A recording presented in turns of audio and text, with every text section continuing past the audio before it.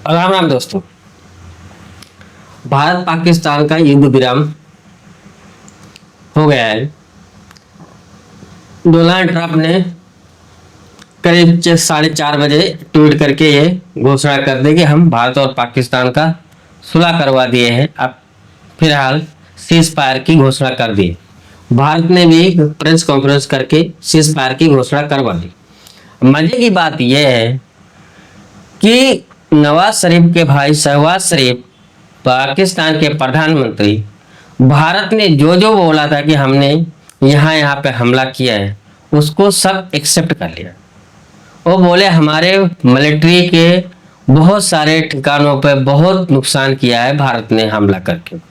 और ये भी बोले कि हमारे बहुत सारे एयरफील्ड जो है उनको नुकसान पहुंचाया। और वो ये भी बोले कि बहुत सारे जो हमारे गोला बारूद के ठिकाने थे, जखीरा थे, उनको तबाह कर दिया।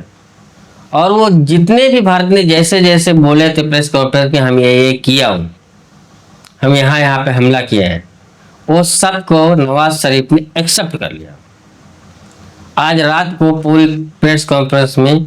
और मजे की बात ये है जो हम लोग बोलते हैं भारत ने सीज फायर क्यों किया, लेकिन वो तो ऐसा वक्त लगता नहीं कि जो बड़ी बड़ी कंट्रियों सबका नाम ले लिया कि ये सबका धन्यवाद किया, सबको थैंक यू बोला।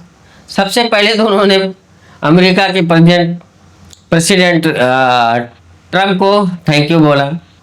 उसके बाद उन्होंने सऊदी अरब के प्रिंस को, यूएई के प्रिंस को, यूरोपियन यूनियन को और यूके के पीएम को, और लास्ट में अपना, और हाँ, कतर के पीएम को, सबको अपना बड़ा भाई, सगा भाई, भाई क्या क्या डायलॉग मार मार के सबको थैंक यू बोला।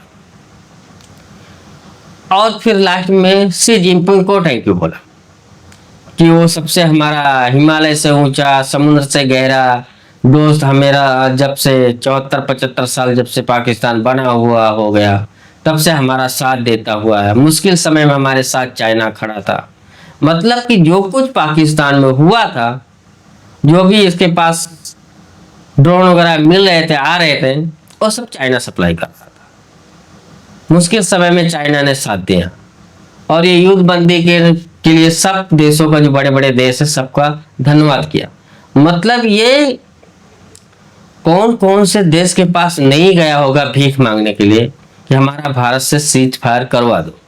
अब सीज फायर होने के बाद अब ये सबको धन्यवाद कर रहे हैं। और भारत ने पाकिस्तान का क्या क्या हाल किया है और कैसे कैसे पाकिस्तान के लाल किए, वो सब भी बता दिया ऑन कैमरा। मतलब मुझे ऐसा लगता है कि भारत ने शर्त रखी होगी कि हम तुम्हारा क्या क्या नुकसान किए वो सब बक दो, नहीं तो हमारी खैर नहीं है। और आसिम मुनीर को बहुत शुक्रिया कि आसिम मुनीर ने भरपूर जवाब दिया भारत को। थैंक यू आसिम मुनीर को बोल रहे थे। ये दोनों लोग तो एक रात को दोनों भाग गए थे पाकिस्तान छोड़ करके, इतने डरपोक थे। मुझे लगता है 7 और 8 की रात के बीच वाले दिन ये दोनों लोग भाग गए थे, रुके नहीं थे पाकिस्तान। और अब जो है ये माफीनामा, सबसे माफी है। सबसे पहले तो मोदी जी के पैर पकड़ के धो करके पियो, मोदी जी के पैर पकड़ो और धो और पियो। इधर बेचारे मोदी जी को सबकी सुननी पड़ रहा, सीज फायर क्यों कर दिया, सीज फायर क्यों कर दिया। इधर तुम सबको धन्यवाद दे रहे हो। मोदी जी ने कुछ सोच समझ के तो सीज फायर कर दिया कि जाने दो, बकस दो, बेचारे को एक मौका दे दो सुधरने के लिए। अभी तो 12 तारीख को पता चलेगा किस किस कंडीशन पे तुमने ये सीज फायर को लिए भारत तैयार हुआ है, कौन कौन सी बातें मानी हो। और इसमें ये भी, ये भाषण में जो देश को संबोधित कर रहा था पाकिस्तान के, उसमें ये भी ये चीज बोला कि हम भारत से बातचीत करना चाहते हैं, हम भारत से व्यापार करना चाहते हैं। अरे एक रात में इतना सारे सपना कैसा देखने लगा भाई? तो मेरे को ये बात हजम नहीं हो रही है। और दूसरी बात, चाइना ने सीज फायर होते ही कैसा बोल दिया कि हम जो है पाकिस्तान के साथ खड़े हैं।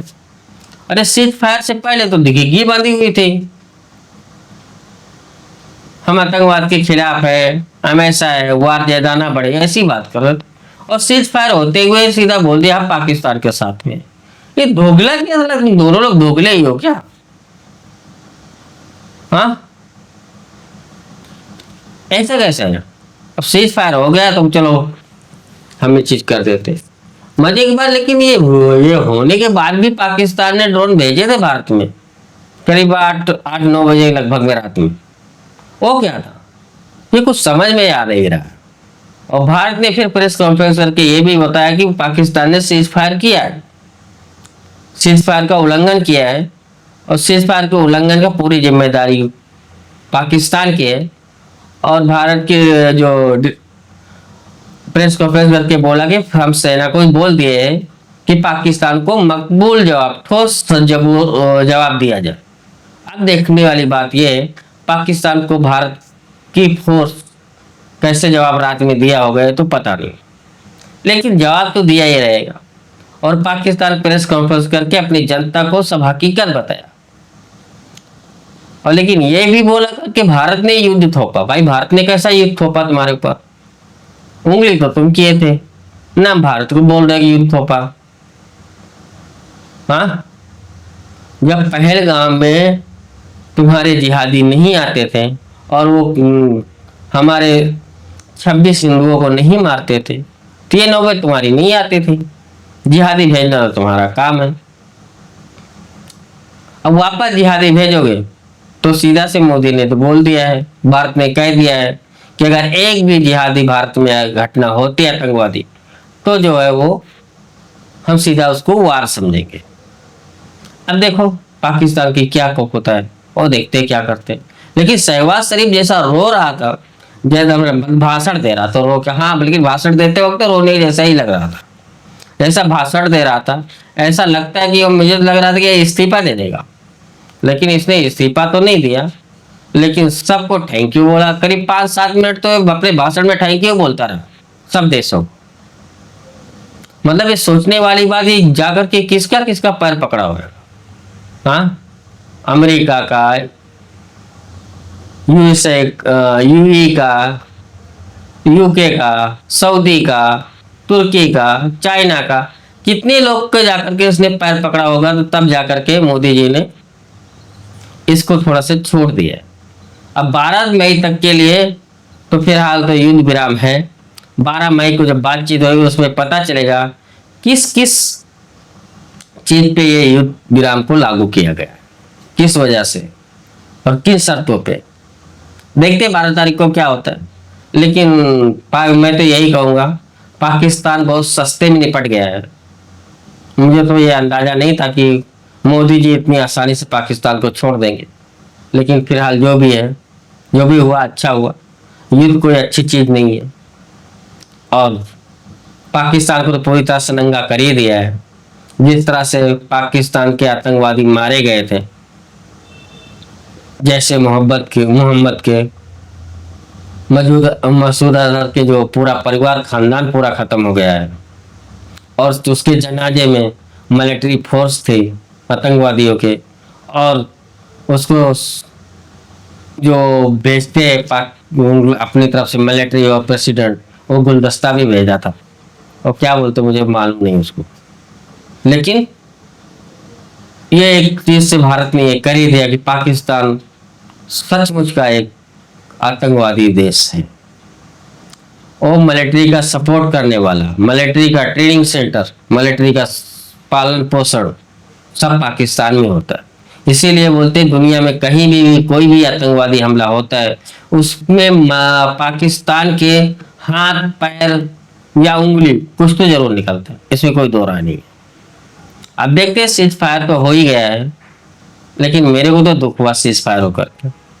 इतनी आसानी से तो पाकिस्तान को नहीं छोड़ना चाहिए था। दोस्तों वीडियो समाप्त करते हैं। प्लीज वीडियो को लाइक और सब्सक्राइब जरूर कर लें। जय हिंद, वंदे मातरम, भारत माता की जय।